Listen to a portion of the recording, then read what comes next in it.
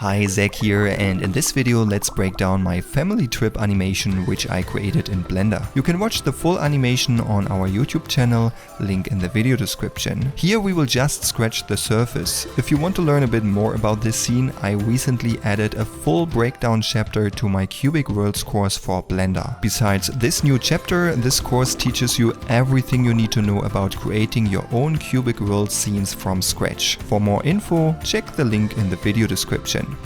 So if you're completely new to this whole Cubic Worlds concept, here's a quick recap on how it works. So in general, creating realistic CG animations is pretty time consuming and also pretty complicated. So why not simplifying everything but still getting beautiful results? And this is exactly what we do with Cubic Worlds. We use a simplified approach to tell our stories by creating everything in our scene with cubes only. That means everything you see is made out of cubes.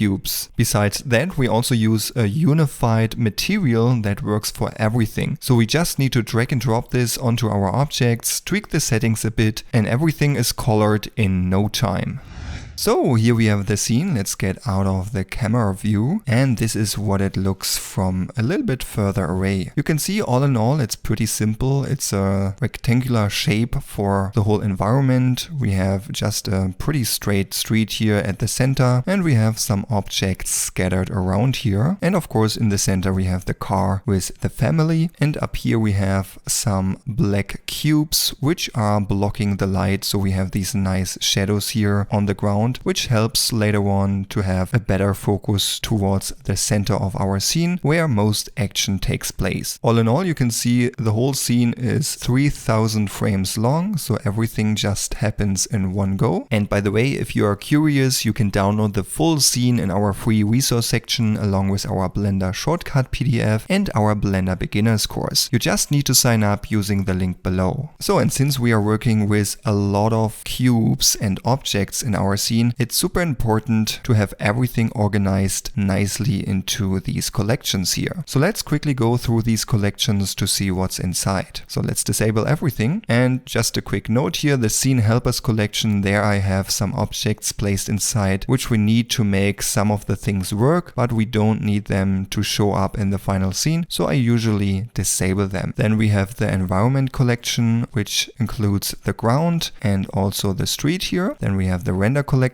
which includes the camera, the lamps, the lights, and also the light blockers up here. Then we have some props, which are usually man-made objects like the deer stands, the fence, the power poles, the reflector posts, and stuff like this. Then we have some animals here, which are just these little crocodiles coming out of the water at the end of the scene. And as you can see, they are just some animated heads since the rest is covered with water. Then we have these scatter objects, which includes some old trees, some birch trees, some bushes, grass, a little bit of dirt over here. Here you can see it if I disable and re-enable it. Some rocks all over the place, and of course the water. For these scatter objects I used a special trick which I will talk about a little bit more later in this video. And then of course we have the car and the characters here, which are all fully rigged. And to add a little bit more life to our scene, I added some particle systems. On the one hand, some dust particles flying through the air and some little birds flying around here. So let's disable the scatter collection because it slows down the performance. And now if I play back the animation, you can see all these little dust particles and the little birds flying around here. Yeah, now let's have a more detailed look at some of these things.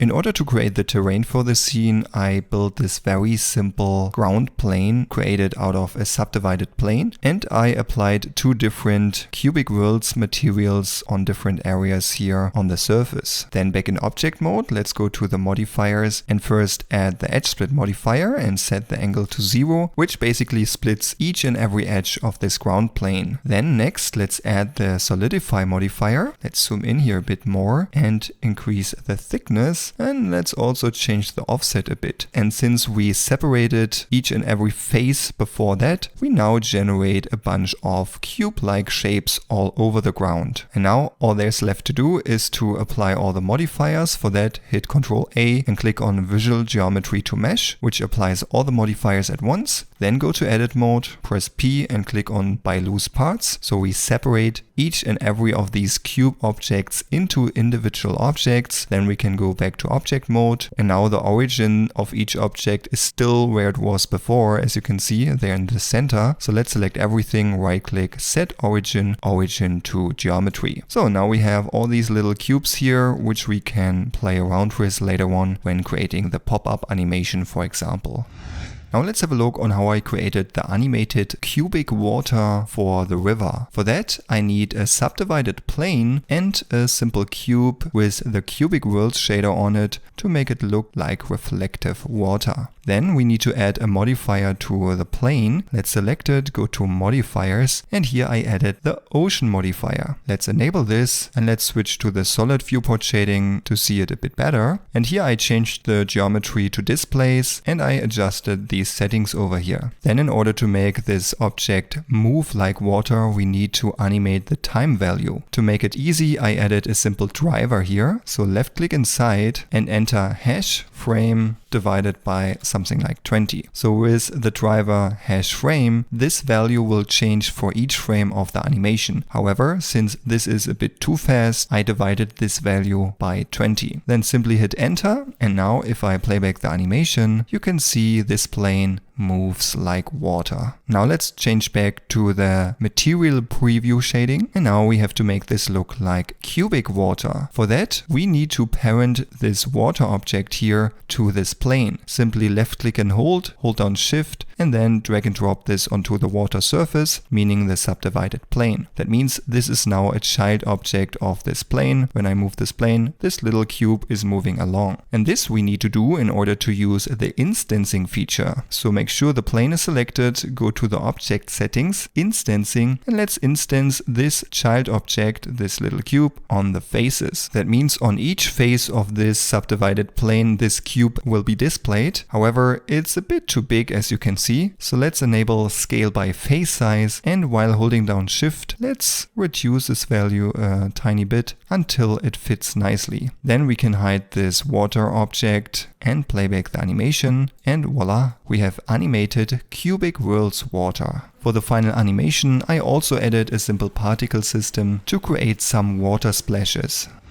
So now let's have a quick look on how I scatter the vegetation in my scenes. And here I'm not using geometry nodes or a particle system to scatter this, but instead I use the object scatter add-on, which is shipped with Blender. So let's press F4, go to preferences, add-ons, and search for scatter and enable the scatter objects add-on. Then let's zoom in here a bit, and here I have a simple grass object. And as you can see, our ground consists out of all these little cubes, and if we want to use a particle system or geometry nodes, we needed to create another hidden mesh where all of these cubes are joined. However, when we use the scatter objects add-on, this doesn't really matter. So what we need to do is to select our object which we want to scatter, which is this grass object, and then one of the ground cubes here with shift. Then press F3 to open up the search menu and search for scatter and click here scatter objects. Then with left click and hold you can draw a line on the active object, and this will generate these little blue cubes, which are placeholders for the object you want to scatter. Then up here you can find the object scatter settings, and here you can play around with the density, the radius, the scale,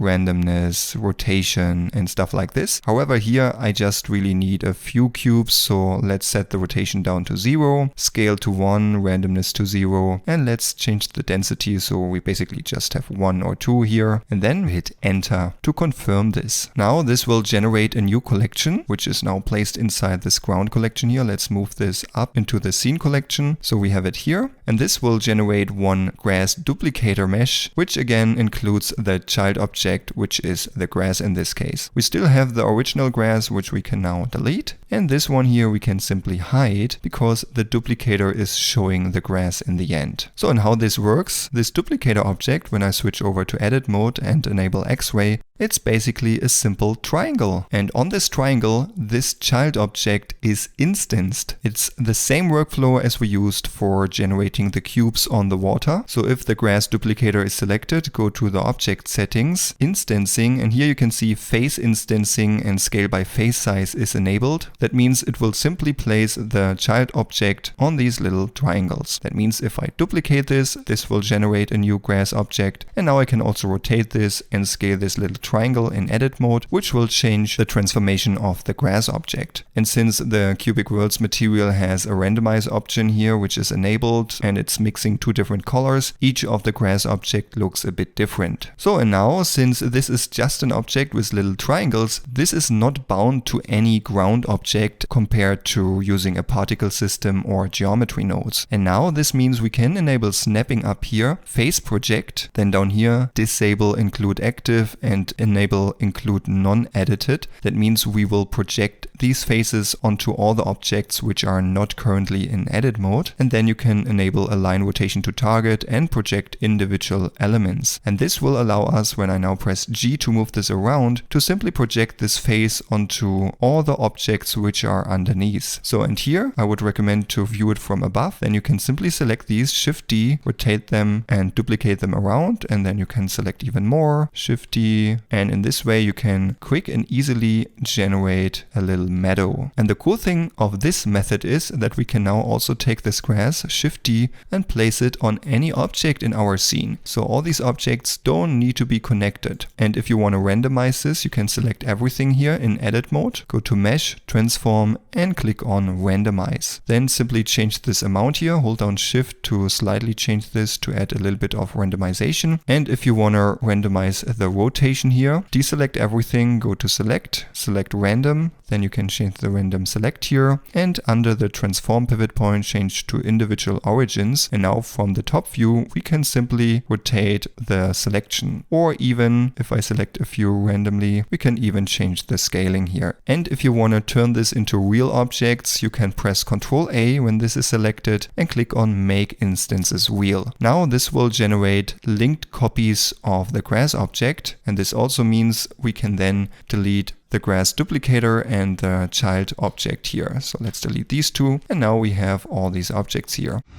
For the flying birds I created a simple particle system, but before I set this up I created this little bird with a flap animation. So I basically just animated this little wing movement which I generated using a simple shape key here. And then in order to repeat this flap animation I added a simple cycles modifier in the graph editor. Then I duplicated this 5 times and offset the keyframes a bit, so the flap animation is a little bit different on all these 5 birds. Then I packed all the birds into a collection over here, and then I created a bird's emitter object, which is basically just a giant cube, as you can see here in edit mode. And on this cube I added a particle system with the following settings. The emission number is set to 50, the start frame I set to -500, so the birds will appear before the scene starts, and the emitting stops at frame 0, so all the birds are there immediately when the scene starts. And since our scene is 1000 frames long, I set the lifetime to 1500 frames because the bird's appearing 500 frames earlier. Then under render, I set render as to collection and picked the birds collection and enabled pick random and object rotation. Then I adjusted the scale and the random scale, and under physics I enabled the Boyd's physics type. I changed the movement a little bit by reducing the airspeed and the max air angular here. And then under the Boyd brain I added the separate, follow leader and flock rule, and for the follow leader I added a simple empty object in my scene, which you can see over here. So that means when I playback the simulation and move the empty object, the birds will move in this specific direction, so I can at least control a little bit where all these birds are flying around. Then simply disable the birds collection and you have some nice little birds flying around in your scene.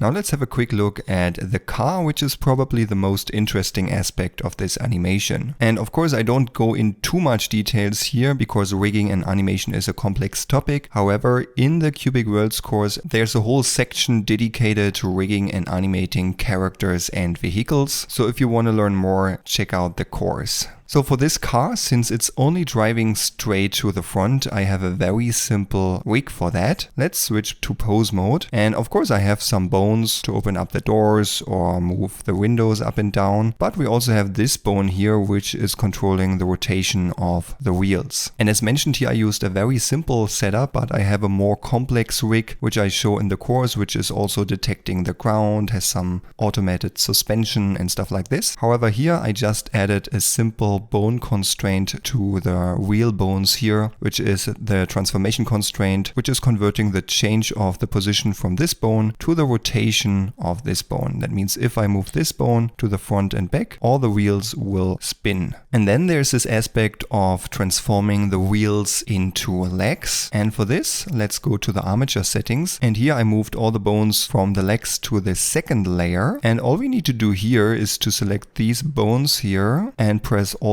S to rescale them. And let's also move this one up here. So this was actually the state how I modeled the car. And then I added a bunch of bones to the legs with some IK controllers, as you can see over here. And then I can move the car with these legs here. And for the animation, as you can see, the car is just moving straight to the front for the first part of the animation. This part was manually animated, so it's moving up and it's wiggling around. And for the transformation, when we slowly go through this, you can see that I folded the wheels to the inside and then scaled the wheel bone down to 0. And at the same time, I scaled this green bone up so the leg appears. So there is no wheel functionality here. It just looks like this. And I did the same thing for all the other legs, and then I just animated that the car is crossing the river, which was just pretty time consuming and a ton of work.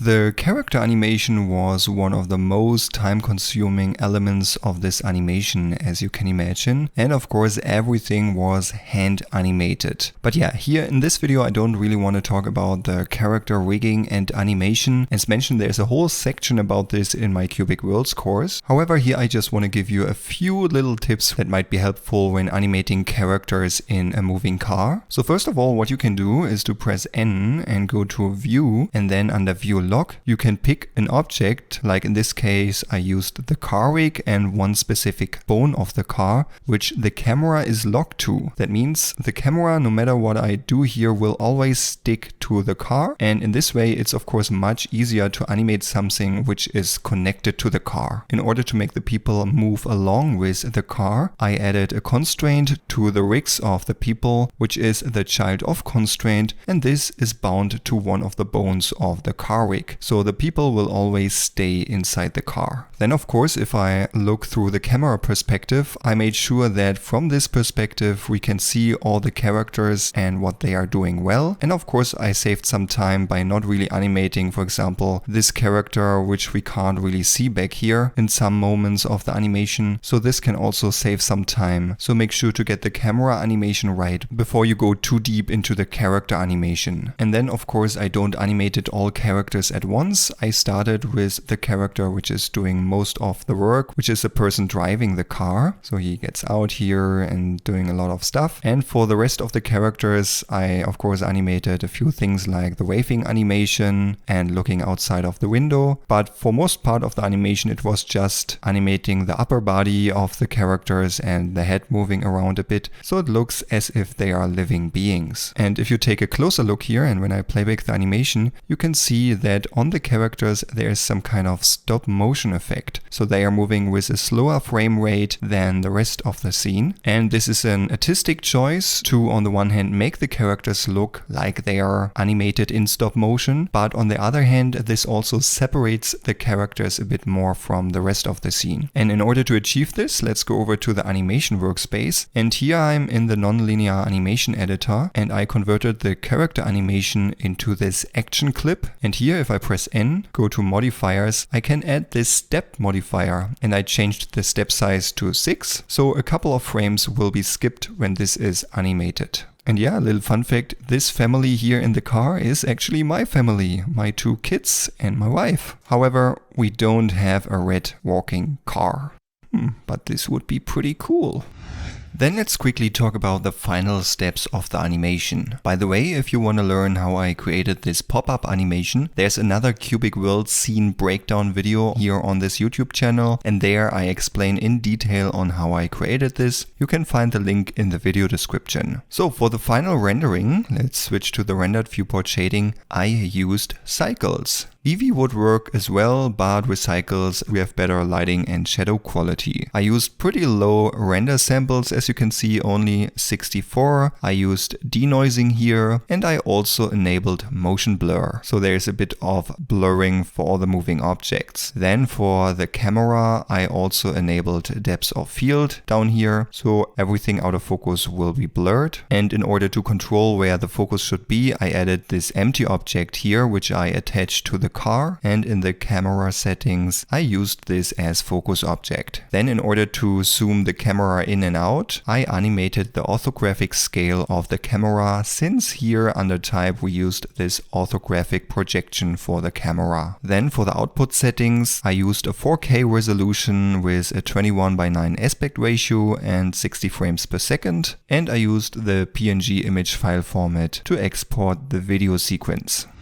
But before I did the final rendering, I added some simple compositing effects. For this, I created a linked copy of this entire scene. So in one scene, I could use cycles for rendering. And then for the second scene, which is the exact copy, which is linked to the other scene. So everything is exactly the same here, except for the rendering settings. So here I enabled Eevee and the bloom effect. So that means it will render the cycle scene, and it will also render a frame of this Eevee scene. And here, if I enable the render path as bloom, this generated this bloom render path, which I composite on top of the cycles render path to get this nice bloom effect. Let's get back to the cycles scene here, and let's quickly render one frame by pressing F12. So this took 19 seconds, and this is the final rendered image. And now let's go over to the compositing workspace and let's have a look what I did here. First, here I have the render layer with the cycles scene enabled, and here I have the render layer with the Eevee scene enabled. And for the cycles render layer, I also enabled under passes the mist path and adjusted the position of the mist path here in the world settings with a start and depth value. So first I took the image output here from the cycles render layer and this bloom path from the Eevee render layers and added both together using this mix RGB node set to add. When I press M to mute this, you can see how this glow effect will be added. Then I used the mist path output from the cycles render layer and pushed this through a color ramp, which allowed me to adjust the position of this mist path a bit. And then I mixed both together with a mix RGB node set to add, and I tinted the second color slightly blue, which adds this nice atmospheric fog up here, which adds a little bit more depth to the scene. And then I created a simple ellipse mask, blurred it and multiplied it on top of the image, which gives a little vignette effect on the edges, which also helps us to focus a bit more towards the center of the scene. Then I added this lens distortion effect, which adds this chromatic aberration here at the edges, and this adds this kind of miniature feel to the scene. Yeah, and then it was time for rendering. But in this case, I wanted to save some time, so I used the render farm render street. I spent some money on it, but so I got the result in a few hours.